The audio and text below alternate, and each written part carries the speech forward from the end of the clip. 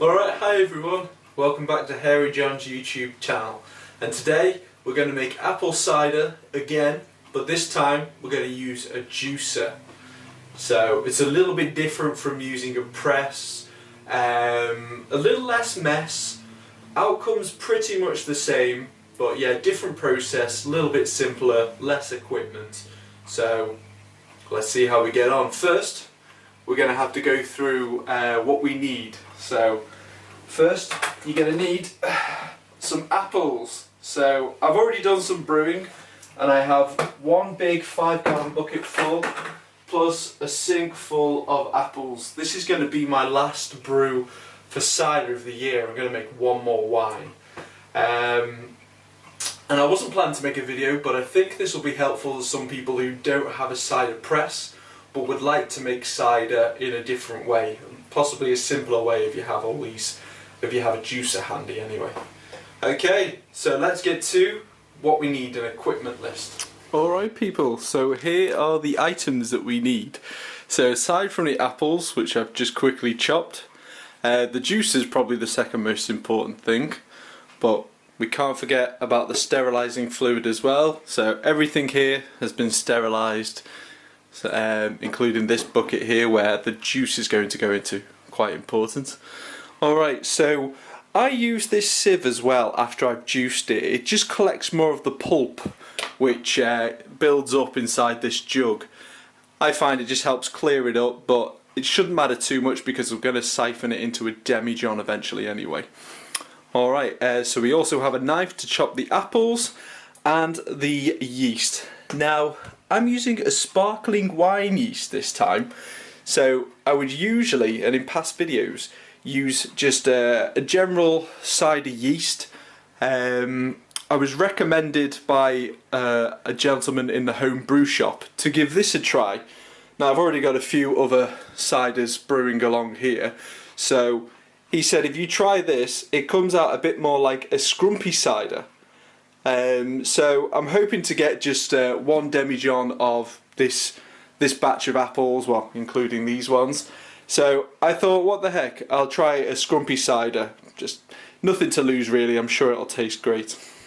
Alright, so after you've chopped, this is probably too many apples, we're then going to plug in a juicer and we're going to start grinding away and turning it all into a juice.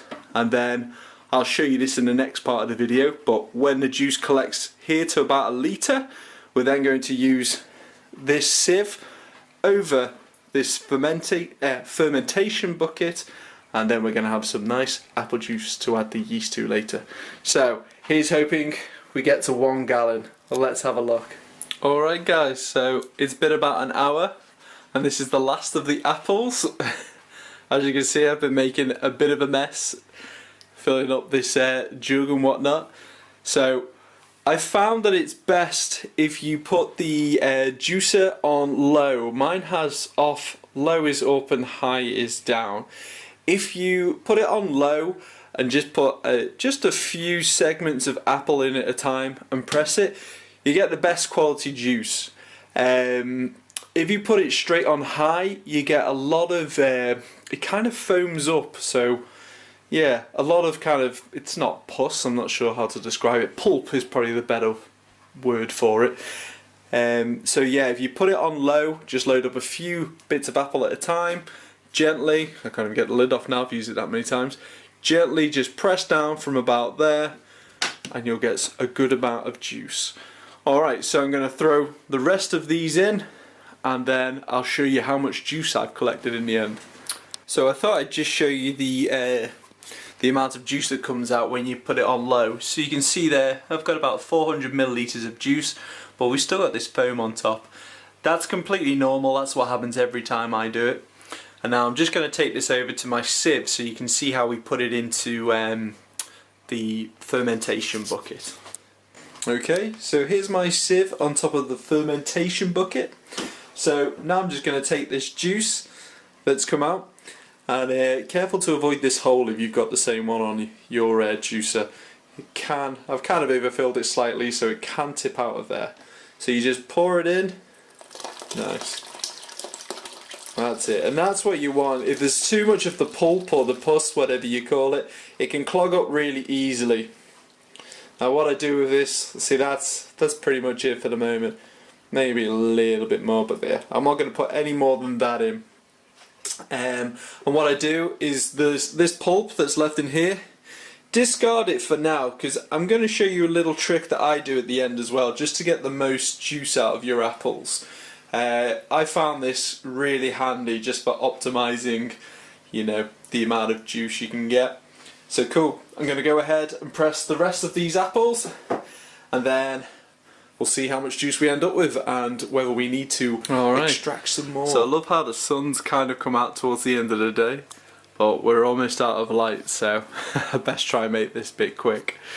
Right. So here we go. So the last of the juice and the pulp have all been put into the sieve, and you can see, do you know what? I'm not far off a gallon. This next step, it's really not necessary, but I'm going to do it anyway just to get the most out of my juice and just to pass on the my findings from experience.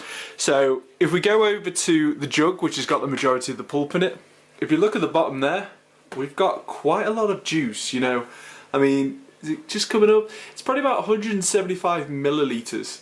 So it's not a great deal, but it's going to take us to over a gallon, which ideally, you know, it's what you want. It's what's going to fit into the demi-john.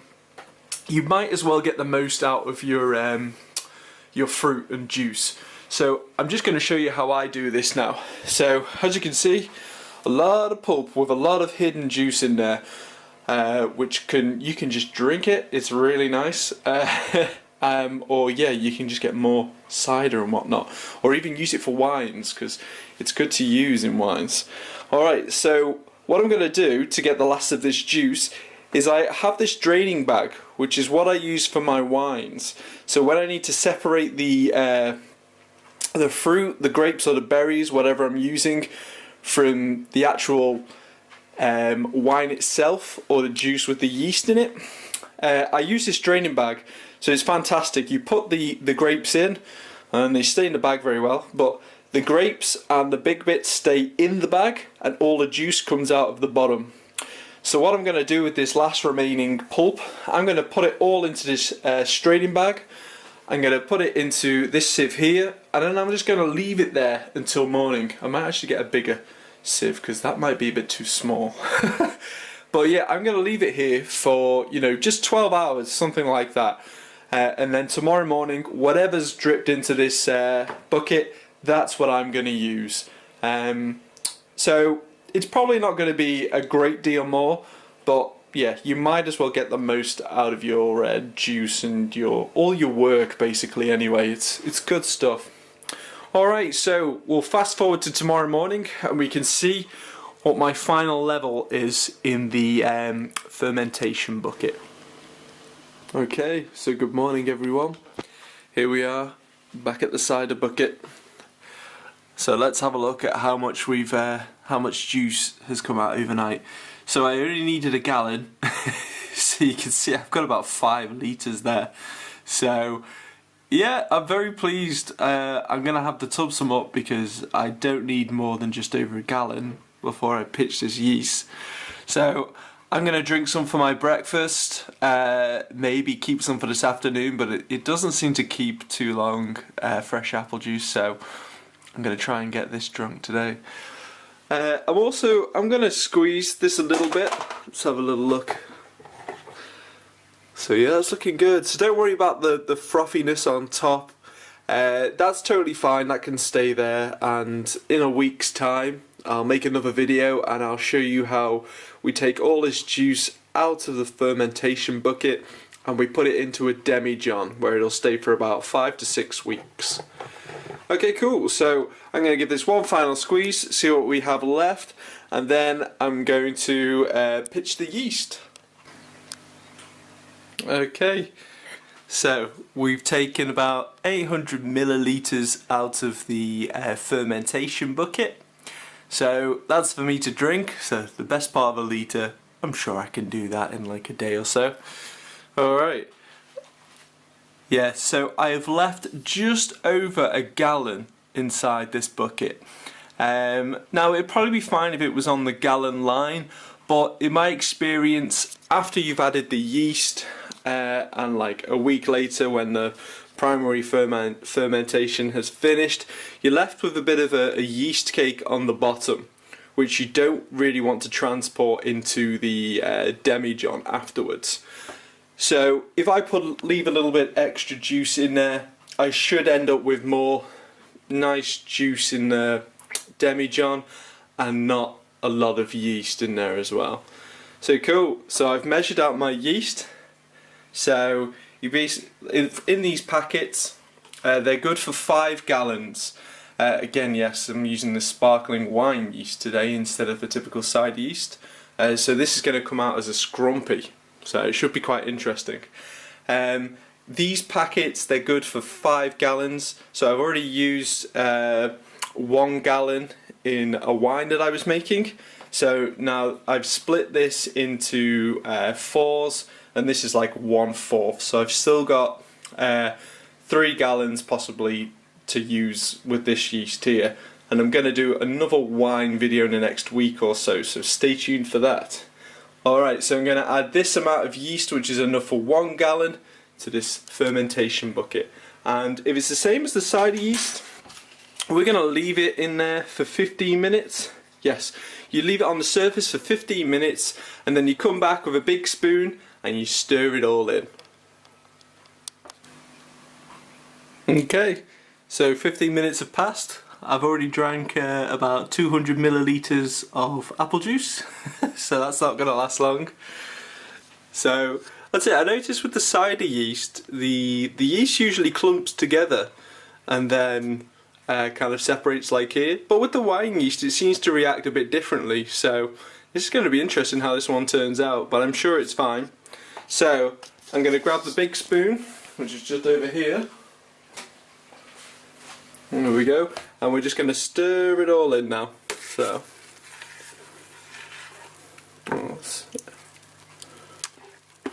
and again, don't worry about this this surfaced foam. It's going to be absolutely fine because that'll stay there when we siphon it into the demijohn. So, all right, so I'll just stir it once, the other way.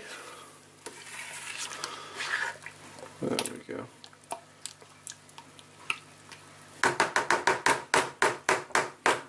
Nice. Alright, so we can put the spoon to one side, and all you need to do now is take your lid. I'm going to dry that before I put it on top there. Your nice clean lid, and you don't press it down so it like clicks tight, like I don't know if this one clicks, but you know, so it's like tight on. You just want to put it on top. That way, during primary fermentation, which is what's going on now, the fermentation can be quite aggressive, and if you put the lid on tight, it can pop off. So you just want to let any kind of pressure escape with the lid lightly on, and then this will prevent like bacteria getting in and any flies. Like fruit flies just seem to come out of nowhere when you're doing brewing. It's pretty amazing. Alright, thank you very much guys. I'm going to cling film this and put it in the fridge and try and drink it all today. And I hope you have a fantastic day whatever you're doing. Happy brewing. Please feel free to like and subscribe, that helps out. And take care. Thanks for tuning in.